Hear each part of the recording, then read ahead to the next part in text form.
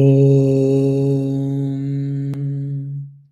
योगेन चित्तस्य पदेन वाचां मलं शरीरस्य तु वैद्यकेन योपाकरोत्तं प्रवरं मुनीनां पतञ्जलिं प्राञ्जलिराणतोऽस्मि.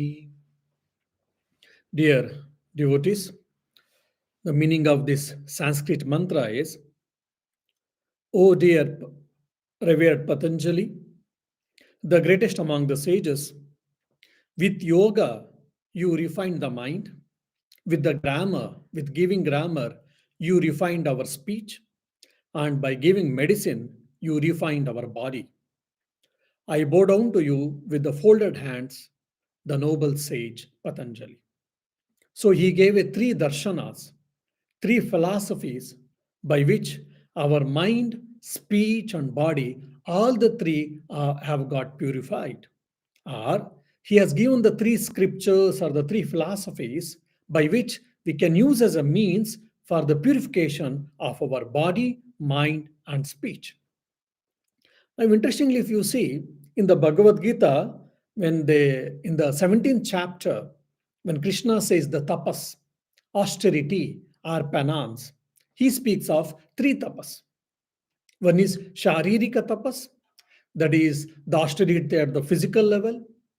Then Kayam, then Vachika tapas, austerity at the verbal level.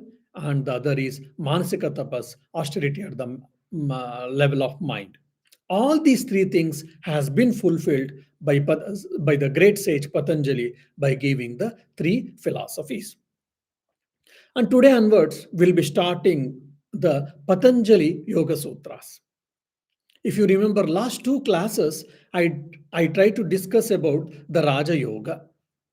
Swami Vivekananda popularized the Raja Yoga in the modern scenario, in the present day scenario.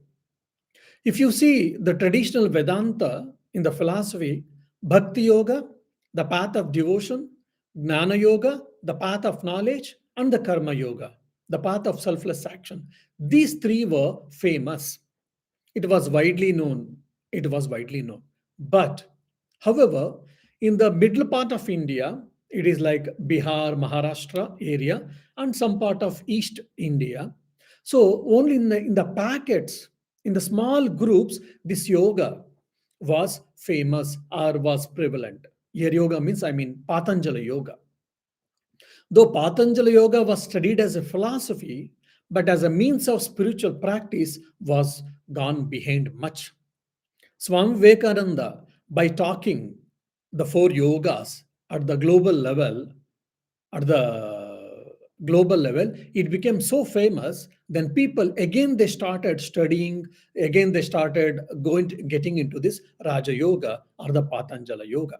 So Swami Vivekananda's contribution towards popularizing the Patanjali Yoga and also Raja Yoga is much more, I mean, notable or noteworthy. So I will be following the Patanjali Yoga Sutras. And before that, I mean, there are 5, 6 lectures, Swamiji's lectures on Raja Yoga before getting into Patanjali Yoga Sutras.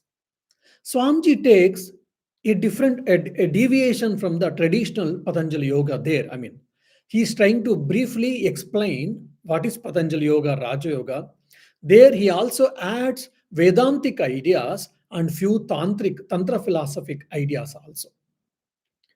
As a result, I thought, after discussing that the lectures on Raja Yoga by Swamiji, then if I go to Patanjali Yoga, then people might get confused. Are you are the person who told Raja Yoga means A, Y, A, B, C, D, E, and now again you are telling something different. People might get confused. That's where I thought, let me go to the Patanjali Yoga Sutras first. Having given the Patanjali Yoga Sutras as it is, then let me come to the other views on Raja Yoga, which was told by Swamiji. That may make you clear and better. So I will be referring 2 or 3 books mainly. The Yoga Sutras Patanjali and Vyasa, Veda Vyasa has written a commentary. So I'll be referring to that. And in the Kannada language, Swami Harshananji has given a beautiful analysis that I will be referring. And University of Calcutta has published in English Yoga Philosophy of Patanjali with Bhaswati. That's a beautiful, it is a very huge book. May you can use as a, you can use as a pillow this book actually. So this book I will be referring. So you can also refer. And also Swami Vivekananda's explanation on the Yoga Sutras of Patanjali. These are the three books I'll be referring more or less, and I'll be taking classes. Incidentally, I may also refer to the Shankaracharya's Vivarna or the commentary also. So don't get too much worried or too much carried. Oh, so many things Swami is telling, whether it goes above the head or not. So I will try to keep it as simple as possible. Okay. So now in the present day, yoga has become very famous. And in the June 21st, we also celebrate International Yoga Day. So yoga has become yoga asanas, that is physical exercises. It is good, no doubt. It is no good, no doubt, but that is not the meaning of the yoga. It is very 1/100th part of the meaning of the yoga is yoga asana or physical exercise. Okay. So, in reality, so this yoga is not meant for physical well being or mental well being or emotional well being, which unfortunately in the Western countries today it is much more received in that sense. It all inclusive, no doubt, but it has got much more than that actually. So, it is a path, it is a means to attain self realization or self emancipation, which is self actualization. I want to be happy at all times. I want to be free from this cycle of birth and death. I want to find the meaning. What is, who am I, or what is the reality, or whatever. For that, this yoga means Patanjali yoga is the means or the path to reach that ultimate reality. That we have to be very clear. Okay. Now, yoga itself has got a different meanings. One is in generally yoga means one I think told yoga asanas. The second meaning is yoga means unification. The unification of the individual self with the supreme self. The individual self, the union of individual self with the supreme self.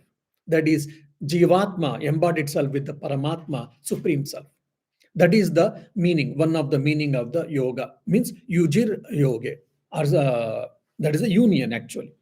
Yujir yoge, to yoke, to union, to unite.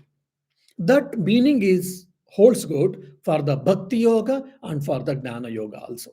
In the Bhakti Yoga, we try to experience the God, and in the Jnana Yoga, we try to merge ourselves. We try to lose the individuality, actually, in the sense, pseudo individuality. But here, yoga, in the Patanjali yoga, though yoga is a common noun we use as like a pronoun, but Patanjali yoga means it is yujir samadho, or yuj samadho. Means here samadho means concentration, to concentrate, to be absorbed completely. So in the Patanjali Yoga Sutra, Atha Yoga Anushasanam, and all we read. So here the word yoga means it is absolute absorption or it is concentration. It is not the unification, it is rather concentration, absorption. Why? Because the Patanjali yoga is depending on the Sankhya yoga actually. Now there are 9 systems of Indian philosophy. 9 schools of Indian philosophy are the larger. The first 3 are hetero thing, like a Nastika Darshana, hetero schools of philosophy. Why? It is not that because they don't accept God, it is because they don't accept the authority of the Vedas. One is Charvaka, materialism, the other is Jainism, the third is Buddhism. These are the 3 hetero schools of Indian philosophy who doesn't accept the authority of Veda. Okay. And there are 6 schools of Indian philosophy who accept the authority of Vedas. The first 2 is Nyaya and Vaisheshika, logical syllogism or realism, and the atomic theory or atomists actually, Vaisheshika means. Then Sankhya and Yoga, and Purva Mimamsa and Uttara Mimamsa. Uttara Mimamsa means Vedanta. All these six schools accept the authority of the Vedas. Okay.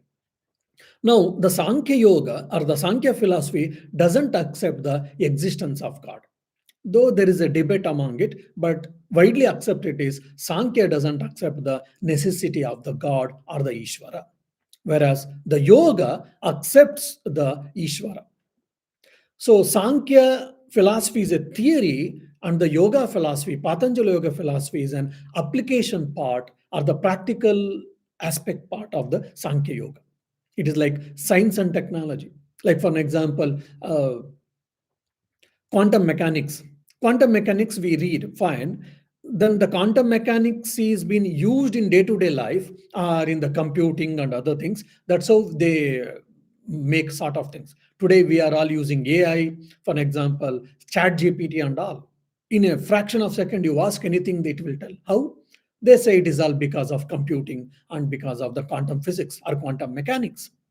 Now, the quantum physics, quantum mechanics is a science theory, and the technology part is what? That is AI tools, or the chat GPT, and etc. etc. So, similarly, Sankhya Yoga or Sankhya philosophy is a theory, and the practical aspect, the technology part is what? Patanjali Yoga. Okay. So, Patanjali Yoga is also a system of philosophy, a school of philosophy in the Indian, as a part, Indian philosophy. Okay.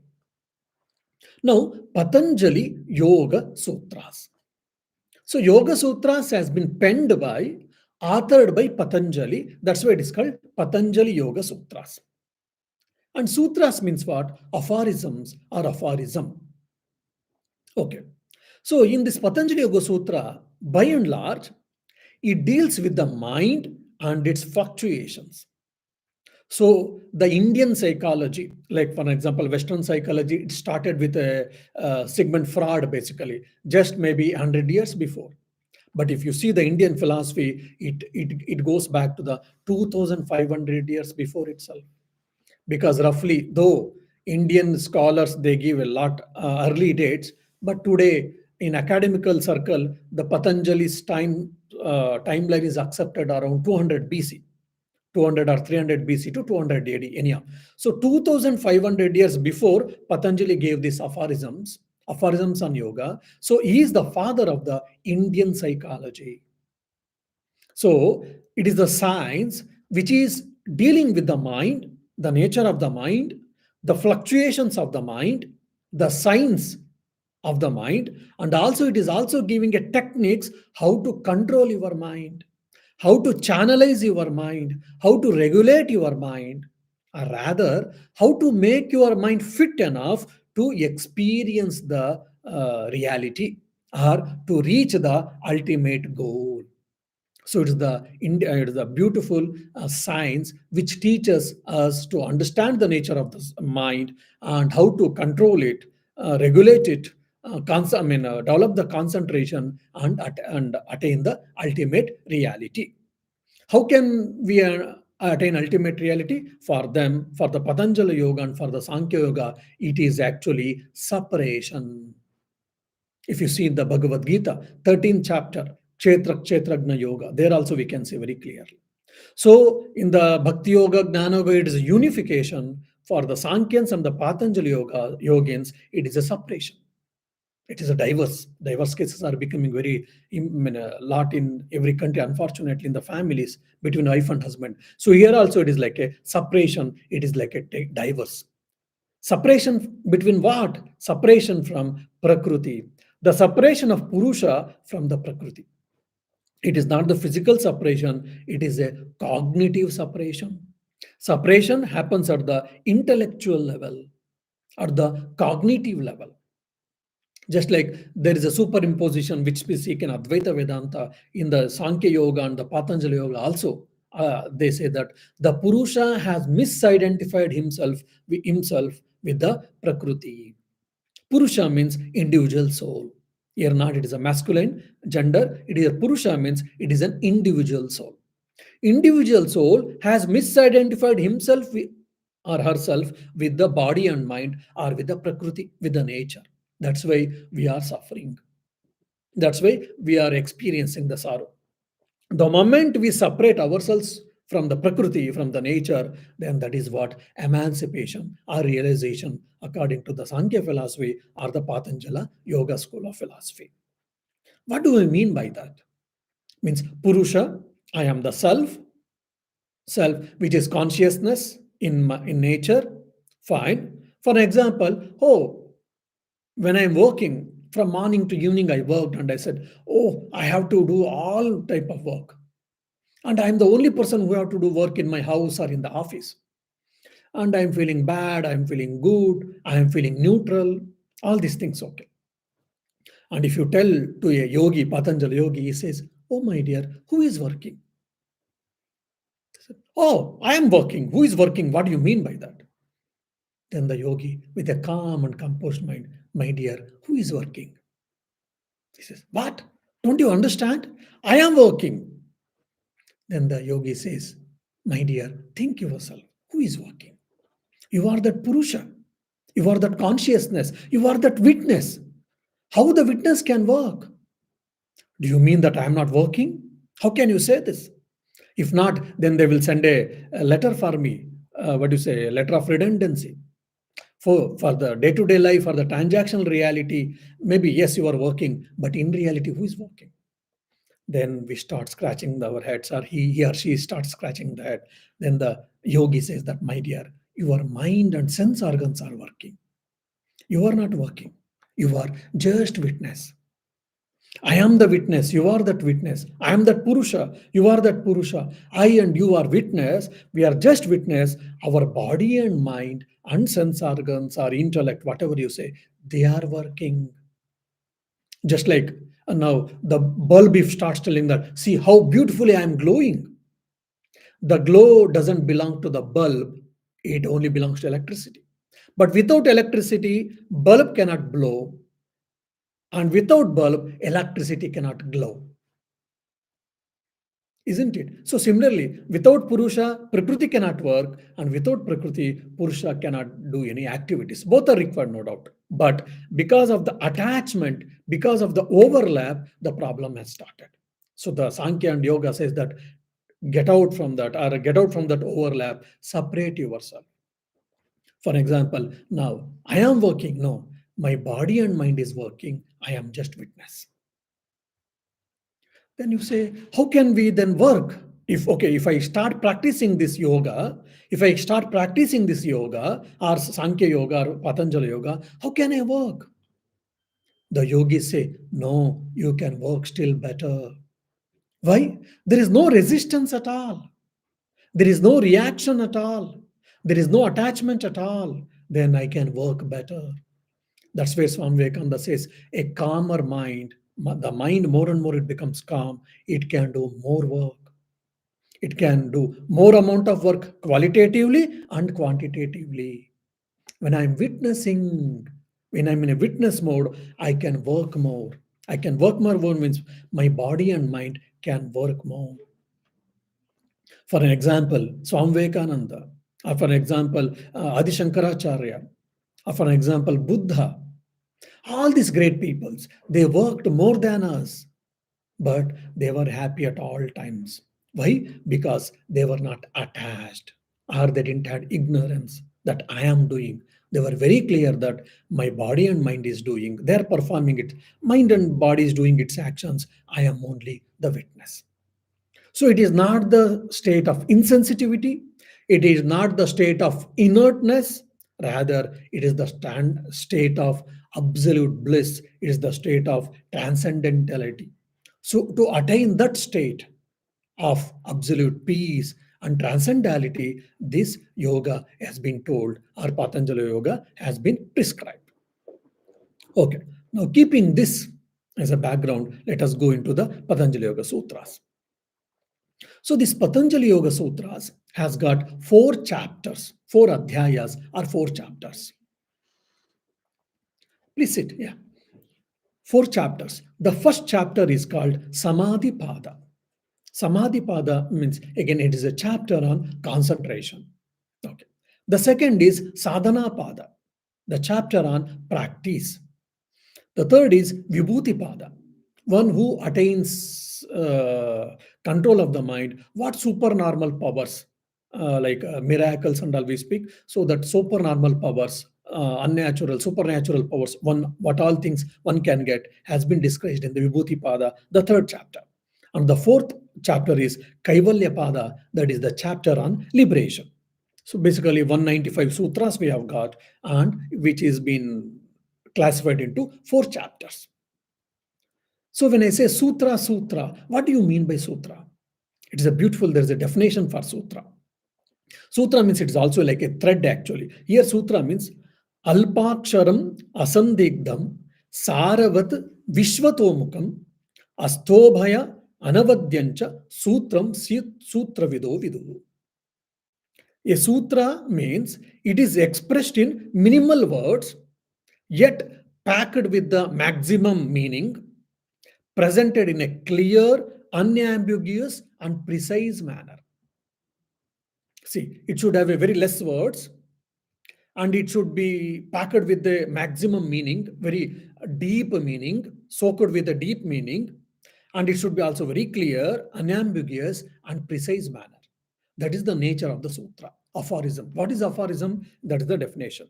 So one is it should be in a minimal words, and it should have lot of meaning, deep meaning, and it should be very clear, and it should be precise. When all these conditions boxes are ticked, then such statement or such formulas is called aphorism or sutra. I mean, there is a Sanskrit couplet in this. In the sutra, when a person, for example, I compose a sutra, and one more grammarian or one more intellectual person, he comes and shows, come on, one syllable you can reduce here.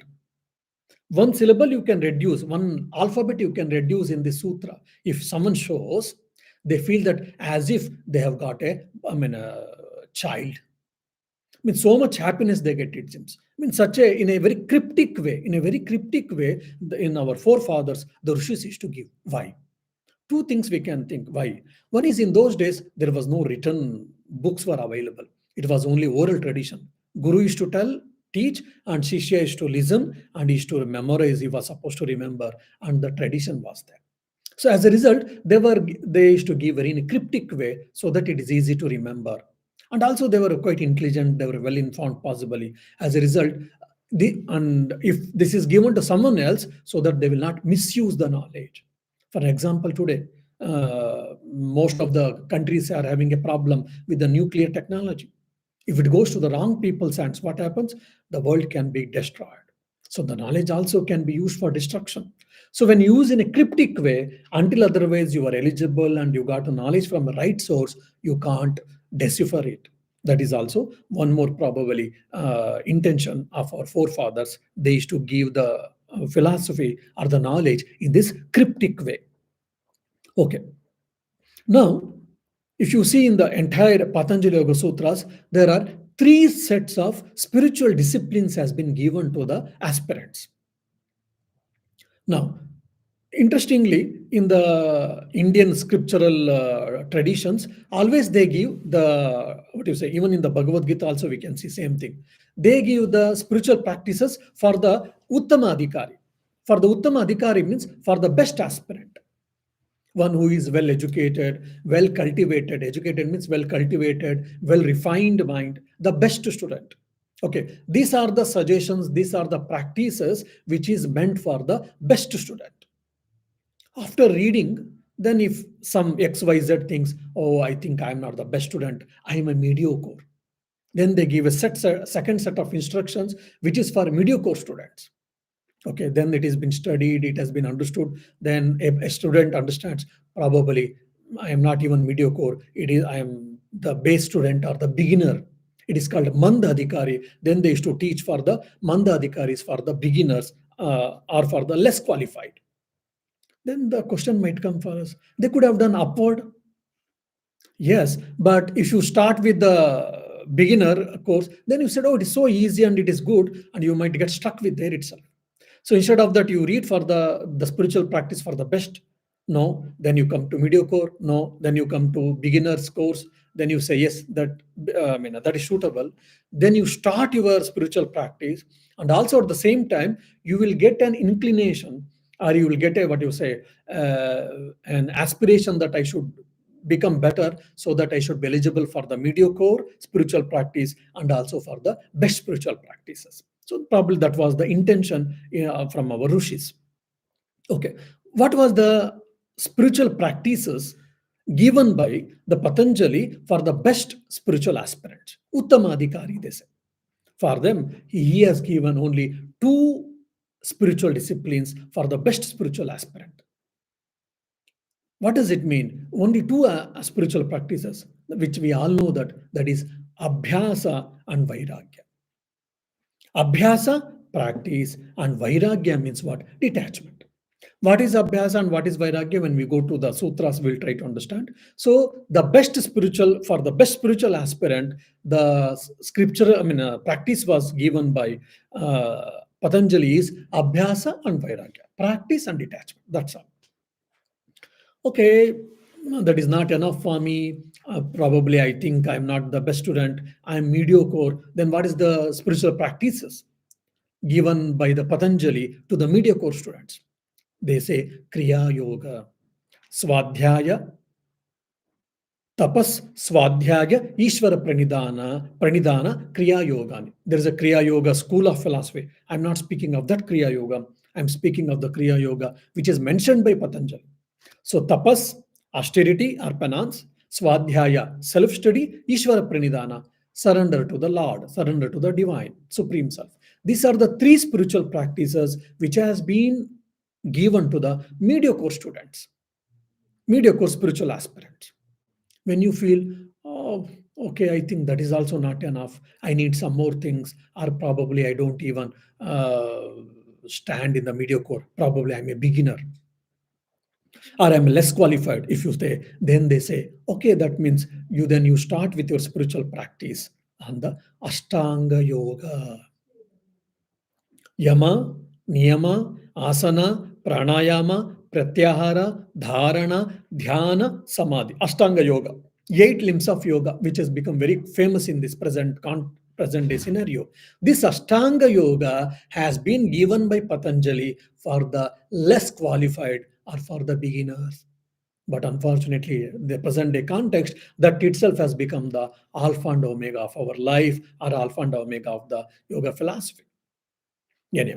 Now we have to be very clear here. See how much one should have interest. Swami Abhedanandji, the brother disciple of Swami Vivekananda, he was also a great intellectual person, yogi and all. As his master Sri Ramakrishna told, you have advanced spiritual aspirant. So little spiritual practices were left out. This will be our last birth, no more birth, because you will be liberated. So such a greatest ascetic, greatest yogi, Swami Abhedananda, during his young days, he wanted to learn yoga philosophy. In those days, in the Calcutta, there was a great Pandit called Kalivara Vedanta Vagisha. His name is. So he approached Swami Vedananji, approached that, Sir, revered sir, I would like to learn Patanjali Yoga from you because you are the one of the best teacher available in the Calcutta. I don't know why he thought like that. Then Vedanta Vagisha, he said, "Oh, I'm extremely busy, my dear young chap. Better you go with someone else and learn." He said, "No, sir, I want to learn from you alone." He said, "I'm not free. What can I do?" But he said, "I don't know. I want to learn from you." Then, I mean, so that's where in the India in those days, they used to test the students whether they are really serious. And of course, this Vedanta Vagisha he was also occupied. Then he thought and he tried to persuade him to go to someone else. But Swami Vedanji insisted again and again, I want the lessons from you alone. Then when Vedanta Vagisha, the teacher, when he got, confirmed that this fellow is very serious, it is not a casual student, is a very serious student, then he said, okay. Then he thought a while and he said, okay, daily before taking a bath, the workers, they come and they give me a oil massage for some time, maybe half an hour or whatever. That time you come, let us discuss the yoga aphorisms. Now imagine He is so much interested, deeply interested in Vedanta and yoga philosophy, Patanjali yoga aphorisms, and he has approached the best teacher, and the best teacher is telling, "Well, come on, you come, while I'll massage you, we shall discuss." Then Abhedanji accepts it, and he goes, and both of them they discuss, and that's how the Swami Abhedanji masters the yoga philosophy or the yoga Patanjali philosophy. So how much they were serious in this learning capabilities or language, understanding the philosophy, learning the philosophy or whatever.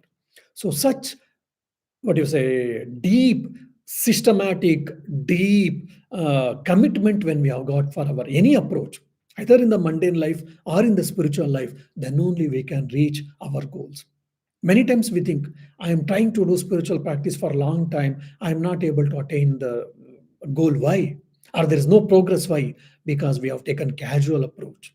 So there should be consistency, there should be regularity, and there should be very serious approach. That's where we can achieve success in any field, of course.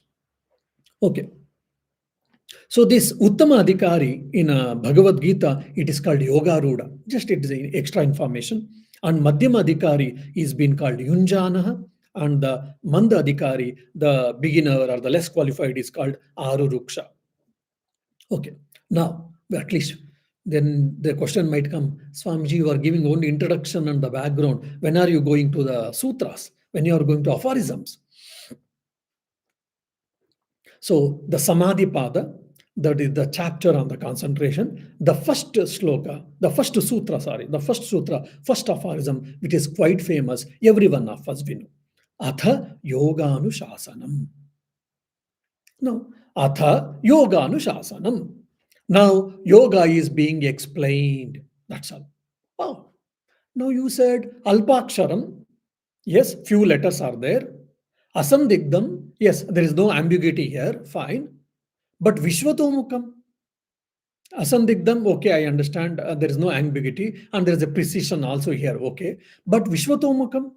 Vishwatomukam means what? It should be soaked with the deep meaning or even different shades of meanings.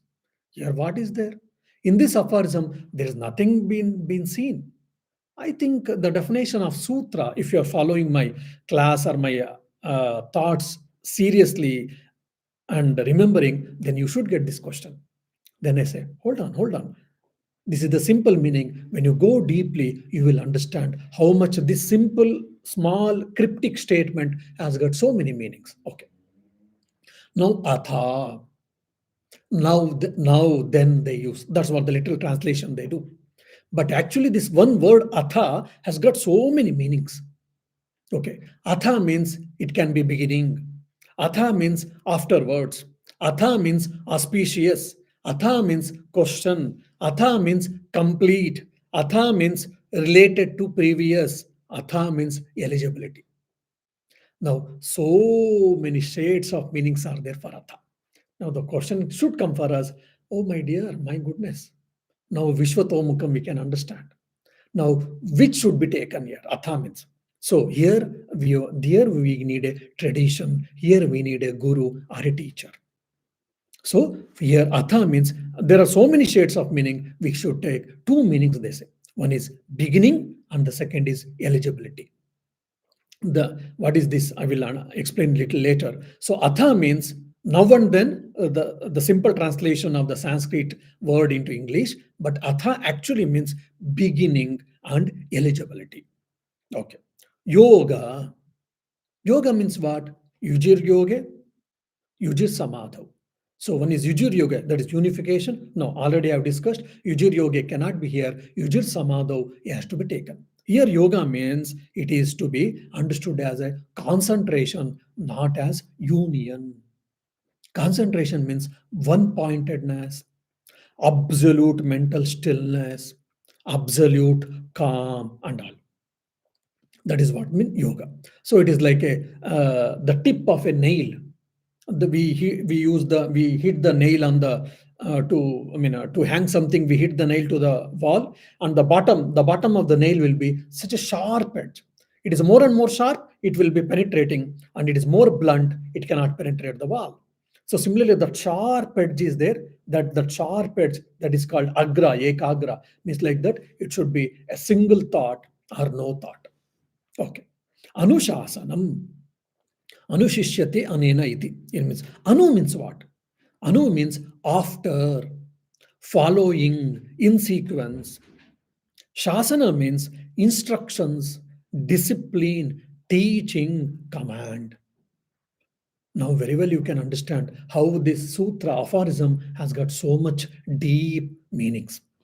Anu means afterwards, following in sequence. Then Shasana means instructions, discipline, set of instructions, set of disciplines, set of teachings, or set of commands. So Anushasana means it is a systematic instructions. It is not casual. Oh, because I thought something I'm telling. No, it is a very systematic, methodical instructions. And it is also authoritative teachings. Authoritative teachings means one who has experienced the truth, he is giving the teachings. That's what we mean. Okay. And also, there are one or two different shades of meaning contextually. Anushasana means here it is not a new philosophy or it is not a new knowledge. The existing knowledge has been given in the aphorism style, that's all. So Patanjali is not the person who started this yoga teaching, yoga techniques. It was already existing. He only formulated the yoga philosophy, the yoga techniques in the form of aphorisms, like Adi Shankaracharya. In the 8th century, he gave a structural approach, definite structure to the Advaita Vedanta philosophy. Does it mean Advaita Vedanta was not existing? Is Shankaracharya is the founder of Advaita Vedanta? No.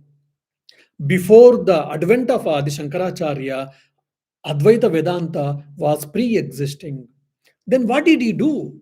He gave only the systematic structure, a systematic approach, or a definite structure he gave for Advaita Vedanta by which one can understand.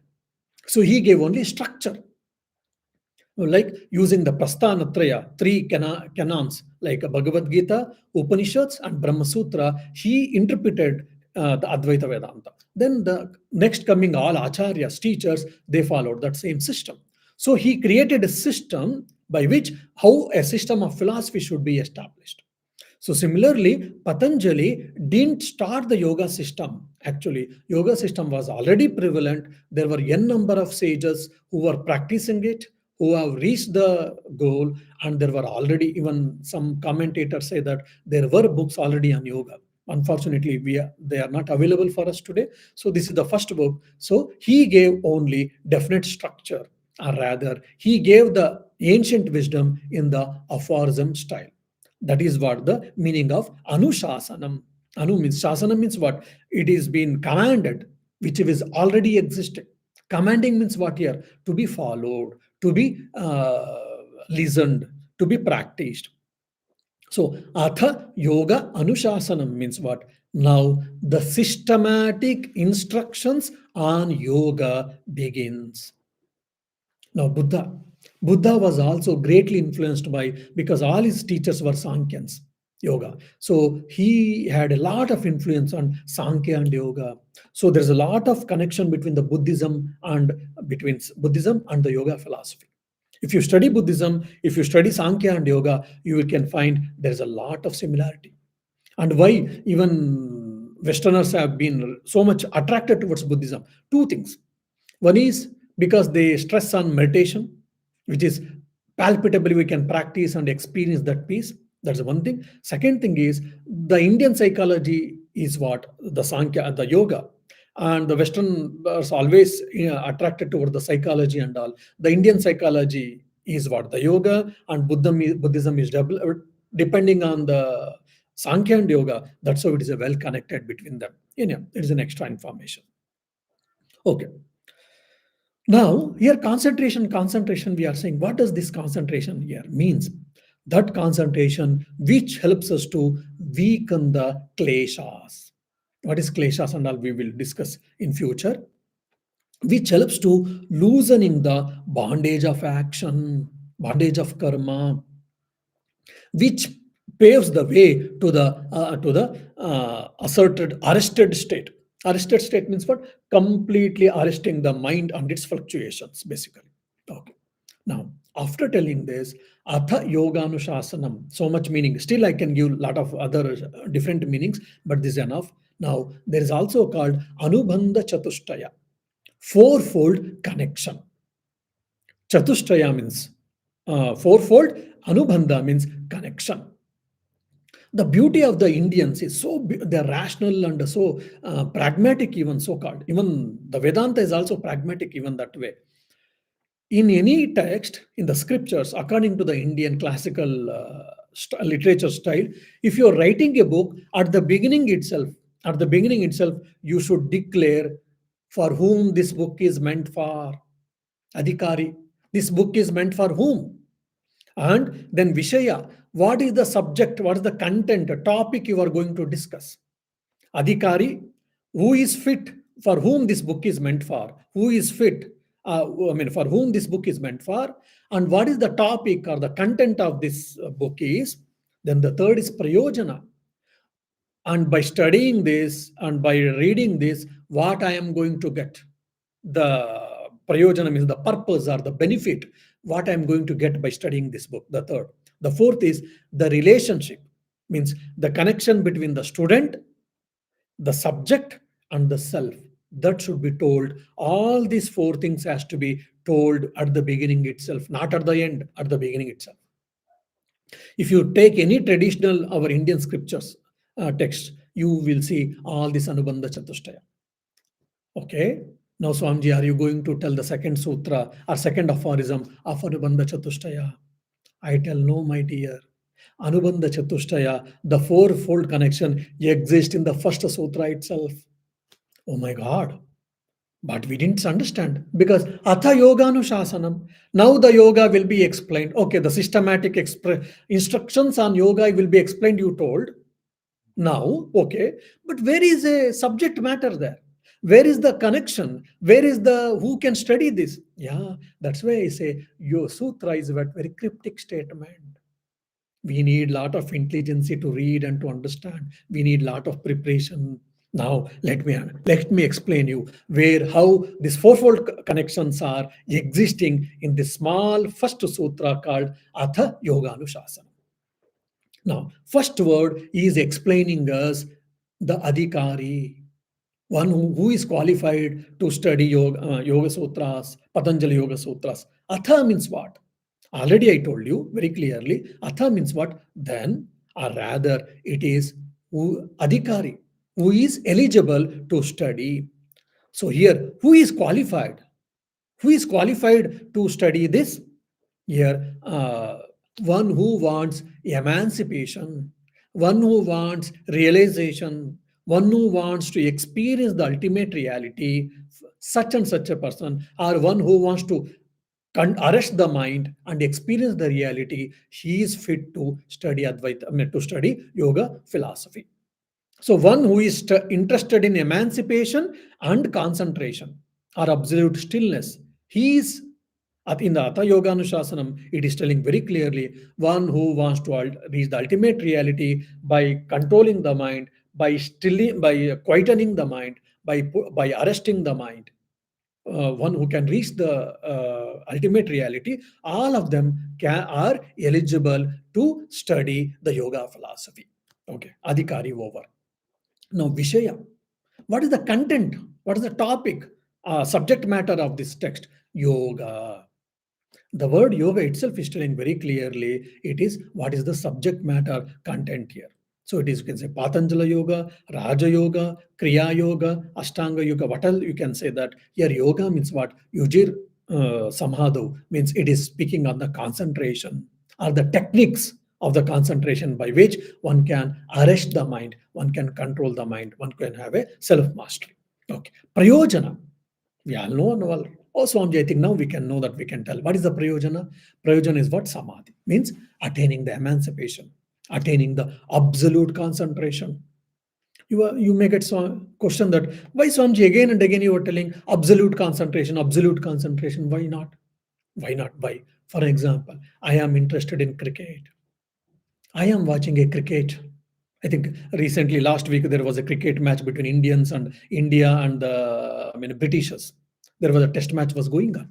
Now I am interested in cricket and I sit and I am watching cricket. 2 hours, 3 hours, 4 hours. I have no problem with the concentration because I am interested in cricket. Or if someone is interested in movie, for example, I'm interested in movie, I am seeing, I don't have problem with the concentration. Or I'm interested in music or what you say, games, for example, Ludo, no, online Ludo game, online chess games have come. I'm interested in that. I will be playing the online Ludo game, online chess game. I don't have a problem of concentration. Does that mean I have attained the concentration? Yes, at that given point of time, with that given thing, I have attained the concentration, but not absolute concentration. The moment I come out from the watching cricket match or playing online chess game or Ludo, then my mind starts behaving all with all that same problems. So at given point of time with some particular thing or a particular moment, I may be concentrated, but that is not the real concentration. So that's what I'm saying. Absolute concentration means what? At all given point of time, I can have a self mastery over my mind. That is what I mean, absolute concentration. So that is what the prayojana, that is what the use, benefit by studying the Patanjali yoga and putting into practice, of course. Then what is the sambandha? Sambandha very well we can understand. Mind is an instrument by which everything is achieved. I'm a successful person, I'm a failed person. What is the reason? Because of me. Parents, children, and then wife or husband, my boss, my colleagues, my juniors, seniors, my neighbors, country, all of them are secondary causes. The main cause is what? Myself. Myself means what? My mind. If my mind is under my control, I am the real friend of myself. Gita says, Uddharedatmanatmam atmanam avasadayet. Atmaiva hatmano bandhu, atmaiva ripuratmana. You are the real friend of yourself, my dear, and you are the real enemy of yourself, my dear. That's what Krishna says thousands of years before. What does it mean? When your mind is under your control, you are the real friend of yourself. When your mind is not under your control, you are the real enemy of yourself. I have got a beautiful horse. I've got a horse carriage, but horse is not under my control. Then horse can be of no use. Instead of that, it can be of danger. Isn't it? So if that mind can be under control, then I can achieve anything and everything in the mundane life and also in the spiritual life. So self, mind, and this Patanjali Yoga, they're all well connected. Why? Because if I can control the mind, if I can learn the techniques, how to control the mind, and if I can put it to practice, then I am a successful person. That is what the sambandha. So, atha yoganushasanam, in that this anubandha chatushtaya also has been hidden in a cryptic way. So, who is a fit person? Who wants to study? Who can study Patanjali Yoga Sutra? What are you going to get it? What is the topic?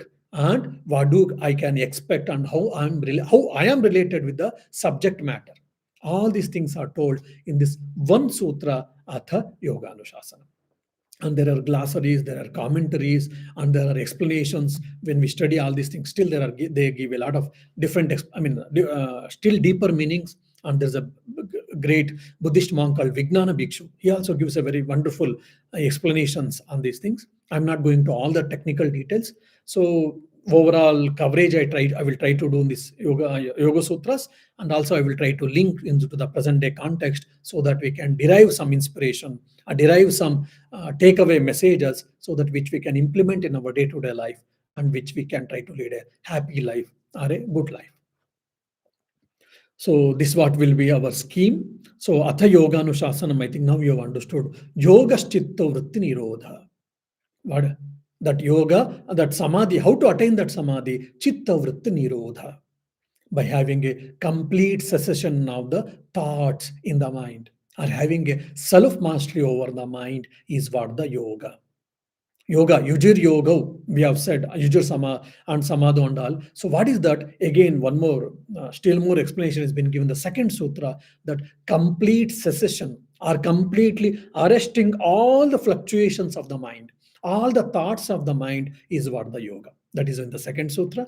Let us try to understand in the next class. Om Shanti Shanti Shanti. Harihi Om Tat Sat. Shri Ramakrishna Arpanamastu. Yeah. Yeah, so there's a question, online question. When I say I'm not doing, I am removing the sense of ego and attachment to the results of the work. Yes, that's the one thing. And when I say that I am not doing, my mind is doing means I am in instrumental mode or witness mode. When I'm in instrumental mode or witness mode, I can handle things better. But when I'm attached to the work or to the body and mind, I cannot do that because I will be the victim of it. Like, I mean, there's a beautiful sentence probably by telling that you can very well understand that when there is a problem, when there's a, what do you say, when I have committed a mistake, I'm a good judge. Sorry, when a mistake is committed by else one, I mean, someone else, then I'm a very good judge. I will give a very good judgment. Yes, you are right, my dear. You are wrong, my dear. No, no, you are right. You are wrong. But the same mistake when I commit, when oneself commits, then I'm a very good lawyer, solicitor. When a mistake is committed by someone else, I am a good judge, and the same mistake when it's committed by oneself or by myself, I'm a good solicitor. Because I will argue, oh no, no, no, I did this not with this intention or for this reason or for this obvious reason and all.